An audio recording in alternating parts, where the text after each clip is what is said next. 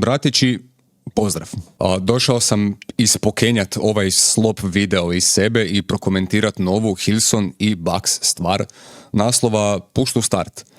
Dva razloga zašto. Prvi, sigurno me budu na streamu pitali jesam li čuo i što mislim, pa se ne želim ponavljati, već ih želim uputiti nazad na ovaj video. Drugi, lagani pregledi. Ne budem vam lagal, baš van toga nemam drugu motivaciju za uopće snimiti ovaj video. Porazgovarajmo o ovoj pjesmi. Evo što mislim. Jedan klasični visoko producirani jem slop, kako bi se reklo. Što ne znači da je stvar loša ili groblje, koliko je nezanimljiva, ali ima svojih kvaliteta. Evo što mi je dobro u pjesmi.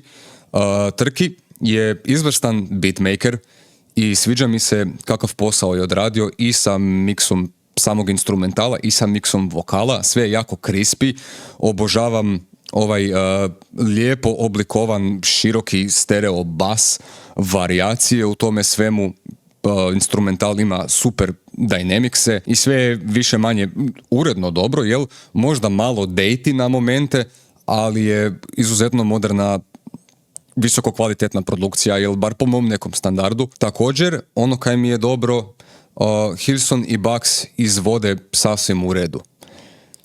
I to je to. Pored muzičkog dijela imamo i spot koji je isto cool, ima se što za vidjet, kinematografija je dobra, styling je dobar, editing je dobar, ali to često tako i bude sa svom glazbom ovog podrijetla. Igra se na svaku moguću kartu osim na kreativu. Što time hoću reći?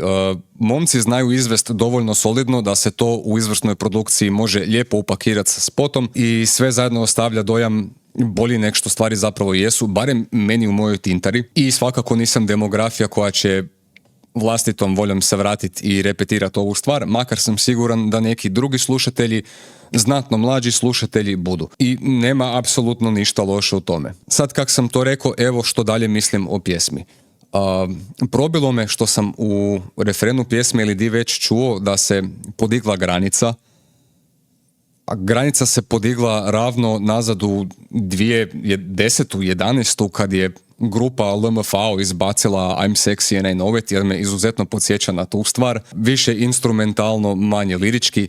Lirički je to isprazno koliko i uvijek. Bratići se late svakakvih nekakvih statusnih simbola i neka djevojka se tu pojavljuje i neko bude ludo zaljubljen, i pak je neka lova u pitanju i I don't know, onak, zaboravio sam. Bucksov vers sam u potpunosti zaboravio, evo, nakon 3 slušanja što uopće ide i što je brat unutra rekao.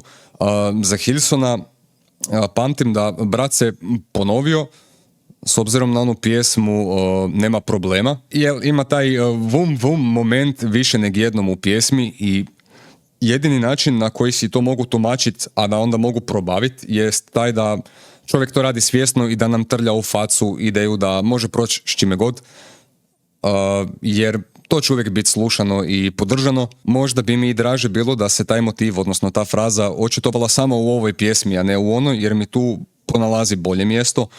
I van toga je bacio pokoju ok foru, ali se više to svodi na ritmizaciju i pokoj simpatičan, bar ne bi ništa u ovome prozvao izazovnim, inovativnim, briljantnim.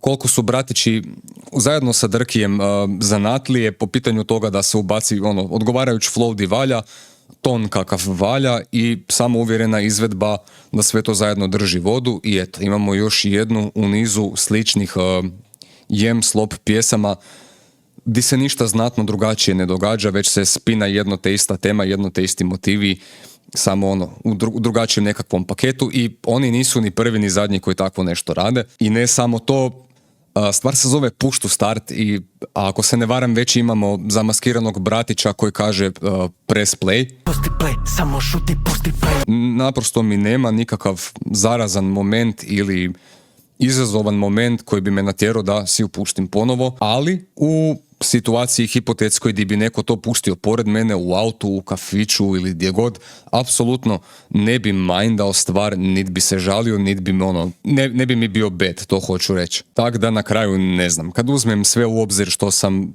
od i Hillsona i Bucksa mogu čuti unazad godinu, 2, 3, ova mi stvar dođe ko još jedna u nizu onih reda radi pjesama. Iako je to ono što su bratići htjeli napraviti, ne mogu ih za to krivit, ali jednako toliko nemam kaj posebno u toj pjesmi za pohvaliti. Naravno, jasno mi je da bratići nisu došli biti lirički glavonje na pjesmi ovakvog tipa, već su došli odigrati svoju ulogu i to je to, i to je stvar. Ne znam, ok je stvar, ne budem ju redobito slušao, siguran sam da mnogi budu, kako obično to tako i bude, jel? Eto, sad znate što mislim. To je to, ajde blok.